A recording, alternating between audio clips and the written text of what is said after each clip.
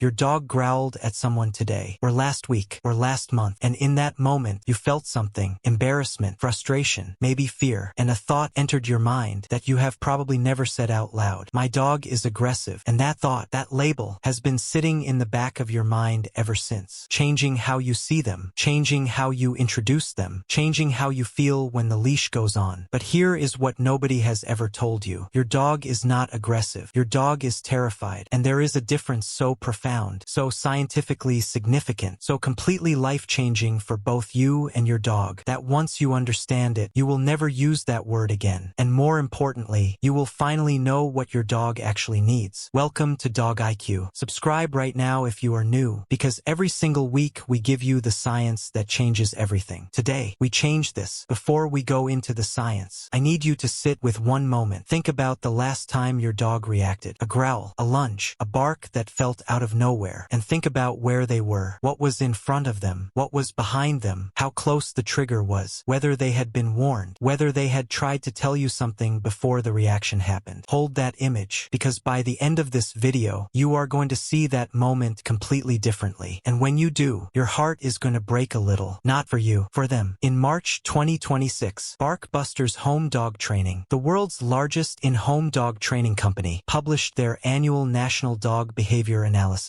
They analyzed 50,000 cases, 50,000 dogs, 50,000 families, and the number one concern, the single most reported problem across all of those cases, was reactivity, not aggression, reactivity. And here is what their chief trainer said. Most cases of reactivity stem from fear or anxiety, not true aggression. Most owners have been calling fear by the wrong name for the entire life of their dog, and that wrong name has been sending them to the wrong solutions, because aggression and fear look almost identical from the outside. They use the same behavior, the same sounds, the same postures, but they come from completely different places, and they require completely different responses. And if you treat fear like aggression, you do not just fail to fix the problem, you make it worse every single time. Let us start at the beginning. Let us understand what is actually happening inside your dog's brain during a reactive moment. Your dog has a brain structure called the amygdala. You have one too. It is the brain's alarm system, its threat detection center, its first and fastest responder to anything that might be dangerous. The amygdala does not think, it does not reason, it does not weigh options. It receives input and it fires in milliseconds before any conscious process has a chance to intervene. And when the amygdala fires, the body responds immediately. Cortisol floods the system, adrenaline activates, heart rate spikes, muscles tense, breathing changes, and the body prepares for one of three responses: fight, flight, or freeze. This is not a decision your dog makes. This is biology, ancient automatic biology that evolved over millions of years to keep living beings alive in a dangerous world. And your dog, in the moment of a reactive episode, is not choosing to be aggressive. They are not trying to dominate. They are not being bad. They are experiencing a full amygdala hijack, a biological emergency response to something their nervous system has classified as a genuine threat to their survival. Now here is the crucial distinction. Genuine aggression, true aggression, the kind that is actually dangerous, looks different from fear reactivity. Real aggression is calm, controlled, deliberate. A truly aggressive dog is not panicking. They are not overwhelmed. They are not desperately trying to create distance. They are confident, focused, moving forward, without the frantic energy, without the desperate quality, without the signs of an animal that is absolutely terrified. Fear reactivity looks completely different. The fearful reactive dog is overwhelmed. Their eyes are wide. Their pupils are dilated. Their body is either rigid or chaotic. They are barking and lunging, not because they want to attack, but because they have discovered through painful experience that being big and loud and scary makes the frightening thing go away. It is a strategy born entirely from desperation, from a nervous system that is screaming, "I do not feel safe. I do not feel safe. I do not feel safe." And the bark and the lunge are not the problem. They are the symptom. The problem is the feeling underneath, the feeling your dog has been carrying, possibly for years, that nobody has ever properly addressed, because everyone was focused on the bark. Now let us talk about why this happens. Because your dog did not start out this way. No dog is born reactive. No dog comes into the world with a nervous system calibrated to panic. Something created this, and understanding what created it is the first step to understanding how to help. There are 5 primary pathways to fear reactivity. The first pathway is inadequate early socialization. Between 3 3 and 12 weeks of age, a puppy goes through what behaviorists call the critical socialization period. During this window, their nervous system is learning what is normal, what is safe, what belongs in the world. Every positive exposure during this period writes a template in the brain. This is normal. This is safe. This is part of the world I live in. Every gap in that exposure, everything the puppy does not encounter during this window becomes unknown, and unknown to a nervous system built for survival defaults to potentially dangerous. A puppy who never encountered strangers grows into a dog for whom strangers are unknown. A puppy who never saw other dogs grows into a dog for whom other dogs are uncertain, not because they were taught to be afraid, but because their nervous system never got the information that would have made those things feel normal. The second pathway is a single traumatic experience. Dogs have what researchers call one-trial learning. A single, sufficiently frightening experience can permanently alter their threat response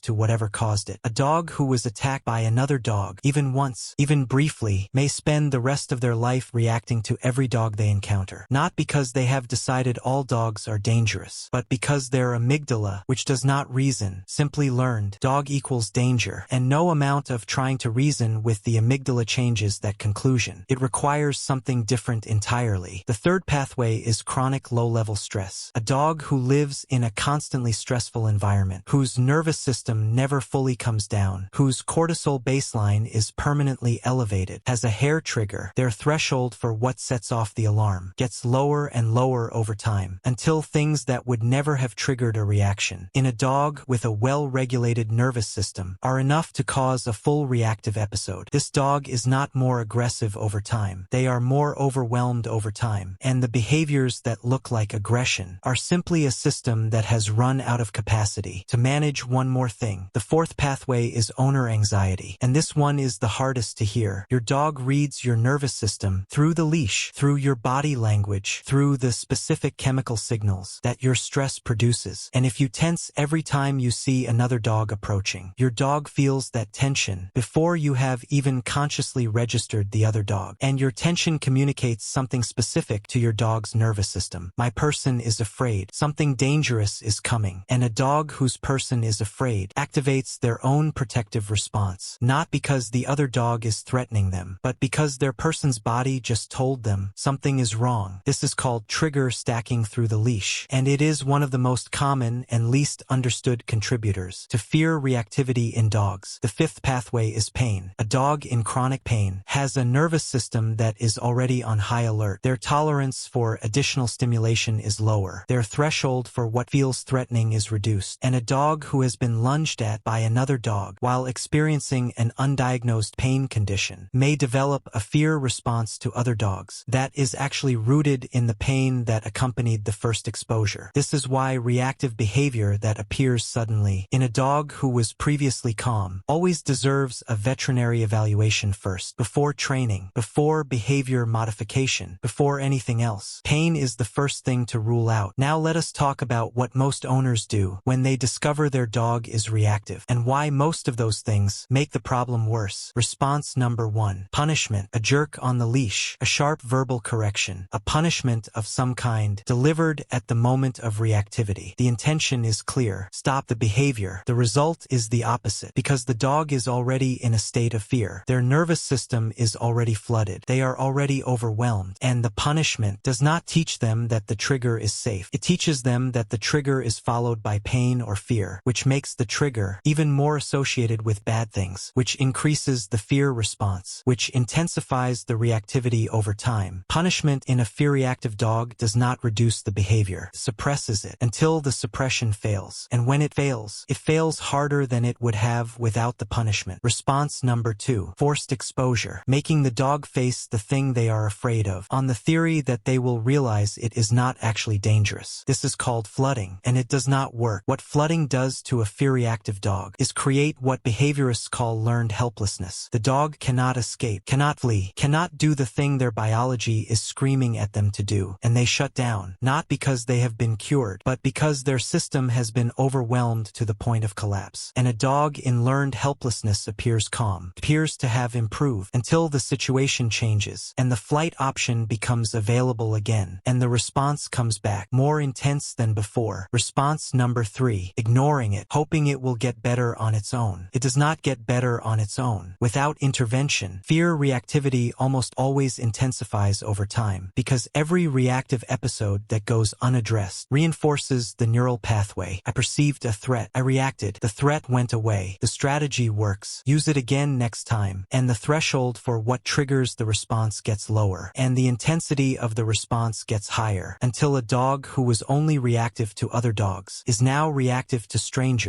and then to sounds, and then to things that seem completely random, because the nervous system is so hair-triggered that almost anything can set it off. So what does actually help? And here is where hope comes in, because fear reactivity is not a character flaw. It is not a sign of a broken dog. It is a nervous system problem, and nervous systems can change through a science-backed process called counterconditioning and desensitization. Desensitization means gradual systematic exposure to the feared trigger at a level so low that it does not trigger the fear response, so far below the threshold that the dog can see the trigger and remain in the thinking part of their brain, rather than falling into the alarm response. This is called working below threshold, and it is the foundation of everything. Counterconditioning means pairing the feared trigger with something the dog loves. Every single time the trigger appears, something wonderful happens. High-value food appears. Play begins. Something the dog loves arrives. The trigger that once meant danger now predicts something good. And over time, through repetition, through consistency, through patience, the association in the brain changes. Not by force, not by punishment, but by building a new neural pathway. One that says, that thing used to scare me, but now it means something good is coming. And the fear response, that was never a character flaw, begins to soften. Here is what this looks like in practice. If your dog reacts to other dogs on walks, start so far away from other dogs that your dog can see them but remains calm. That distance, whatever it is your working distance. And at that distance, every time another dog appears in the visual field, the most extraordinary treats appear. Not kibble, the best thing your dog has ever tasted. And the treats stop when the other dog disappears. The trigger predicts the treat, not the absence of the trigger, the presence of it. You do this every day, at that distance, until your dog begins to orient toward you when they see another dog, not because they have forgotten the fear, but because the association is beginning to change. Then, very gradually, over weeks, you decrease the distance, by feet, not yards, by feet, slowly, patiently, without ever pushing to a point where the threshold is crossed. And over time, something extraordinary happens. The dog who once could not cross the street without exploding walks past another dog, not because they were forced, not because they were punished into it, but because their nervous system finally received the information that it needed to feel safe. There are three other things that support this process. Every reactive dog needs. Thing 1. Reduce the overall stress load. A dog whose daily life is calmer, whose environment is more predictable, whose owner has learned to project calm on the leash, has more capacity to handle difficult moments, more buffer between their baseline and their threshold, less likelihood of crossing into reactivity over minor triggers. Thing 2. Give them a job. A mentally engaged dog, a dog whose brain is working daily through enrichment, through nose work, through puzzle feeders, through training games, has a healthier nervous system baseline, has more regulation capacity, has better tools to manage arousal. Thing 3. Consider professional support. Fear reactivity is one of the most successfully treated behavioral conditions in dogs. When treated correctly, with the right approach, under the guidance of a certified professional dog trainer or a veterinary behaviorist, most fear-reactive dogs show significant measurable improvement. This is not a hopeless situation. This is a solvable one. Your dog is not broken. They are frightened, and frightened dogs can heal with time, with patience, with the right information, and with an owner who finally understands what their dog was trying to say every single time they reacted. Here is what your dog was trying to say. Every bark, every lunge, every growl, every moment that made you feel embarrassed or frustrated or afraid was your dog saying the same thing. I am scared. I do not feel safe. I need you to help me. And the only language they had was the one that looked like aggression, because it was the only language loud enough for the world to give them the space they needed. Your dog was not trying to be dangerous. Your dog was trying to survive a moment that felt genuinely threatening to a nervous system that had no other options. And now you know. Now you have the information they needed you to have. Now you can be the person who finally hears what they were saying and responds with what they actually needed. Not correction, not punishment, not frustration, understanding, patience, plan, and the knowledge that the dog who has been labeled aggressive has been waiting their entire life for someone to see past the label and find the terrified soul underneath it. That someone is you. Starting today, before this video ends, 3 things. First, if your dog is reactive, stop using the word aggressive. Not because the behavior is not serious, but because the word sends you toward the wrong solutions. Replace it with one word, scared, and let that word guide everything you do next. Second, drop a comment below. Tell us about your reactive dog, what triggers them, how long it has been happening, and whether this video changed how you see those moments. Because every story in these comments is a reactive dog finally being understood by an owner who finally knows what they were really saying. Third, share this video with every dog owner who has a reactive dog, with every person who has used the word aggressive without knowing there was another word, a truer word, a more useful word, one that finally points toward the right answer. Because somewhere right now, a dog is being labeled as dangerous when they are actually desperate and their owner does not know what you know. Send this to them. One share. One dog finally understood. If this video changed how you see your dog, give it a thumbs up right now. Subscribe to Dog IQ. Every single week, we give you the science that transforms how you see the dog in your life. Hit the bell. All notifications on. See you in the next one. Go look at your dog right now and say one thing: I understand. Because now, you finally do.